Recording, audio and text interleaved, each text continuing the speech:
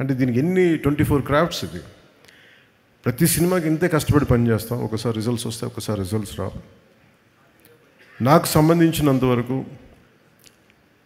నేను ఎప్పుడు యాక్సిడెంటల్ యాక్టర్నే చెప్తాను. ఎప్పుడు నాకు ఎప్పుడు సుజీత్ నేను ఎంత అర్థం చేసుకున్నాను, సుజీత్ని నా సుజీత్లో నేను కనిపిస్తాను. నాకు సుజీత్ నాకు ఇప్పుడు దాకా అంటే ఒక ఇంట్రెస్టింగ్ జర్నీ. నాకు ఇది ఒక ఇంట్రెస్టింగ్ జర్నీ. సుజీత్ కథ నాకు ఇప్పుడు దాకా చెప్పలేదు. మీకు సీక్రెట్ చెప్పాను, ఇప్పుడు దాకా నాకు చెప్పలే, ఎవరికి చెప్పలేదు కదా. ఈ ప్రాజెక్ట్ నా దగ్గరికి ఎలా వచ్చిందంటే, ఏదో మేము త్రివిక్రమ్ గారిని మాట్లాడుకుంటాం అంటే just about upcoming directors, young directors మాట్లాడుకుంటే సుజిత్ గారి ప్రస్తావన వచ్చింది. He has the capability, great capability అని ఆయన చెప్పారు. He being a director, he being a great writer. నాకు చాలా వండర్ అనిపించింది.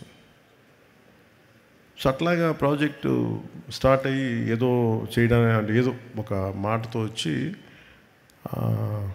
తను స్టార్ట్ చేశాడు.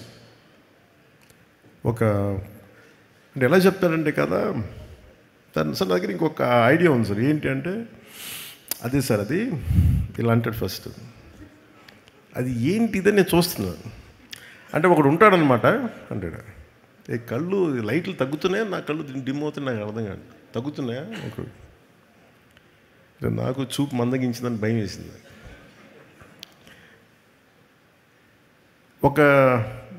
అంటే ఇప్పుడు ఉదాహరణకి సార్ బ్యాక్ స్టోరీ సార్ అంటాడు.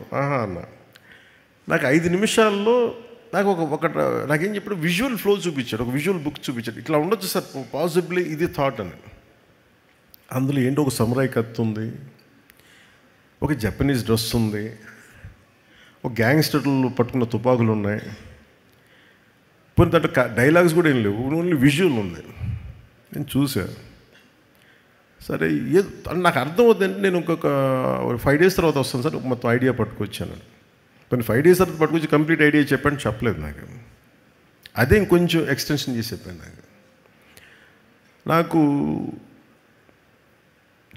అంటే ఆ థాట్ చూసి నేను ఆ రోజు బుక్కలో ఏదో ఫ్లో పెడితే నా కొడుకు వకీరా ఆ బుక్ చూసి క్వైట్ ఇంట్రెస్టింగ్, చాలా ఫ్యాసినేటింగ్ ఫీల్ అవుతున్నాడు. తెగ చూస్తున్నాడు, ఇది చాలా బాగుంది, ఇదే ఇదో ఇంట్రెస్టింగ్ ఉందని కాన్స్టెంట్గా అడిగింది. అప్పటికి రాశాడు ఓజీ, ది కాలింగ్ ఓజీ అని.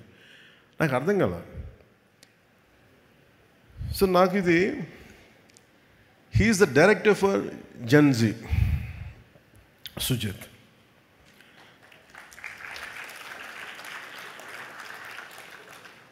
అంటే టఫ్ ఫిల్మ్ మేకింగ్ ఇది. అంటే ఒకళ్ళకి మన మనసులో ఉన్న ఐడియాని, అంటే ఒక రచయిత కానీ దర్శకుడు కానీ ఇద్దరు ఒకటైతే ఏం ఆలోచిస్తారంటే, ఈ క్యారెక్టర్లో ఉంటే బాగుంటుంది, దానికి రీ రికార్డింగ్ ఉంటుంది, భావం అతని మనసులోనే తెలుస్తుంది, ఎవరికి తెలియదు అది.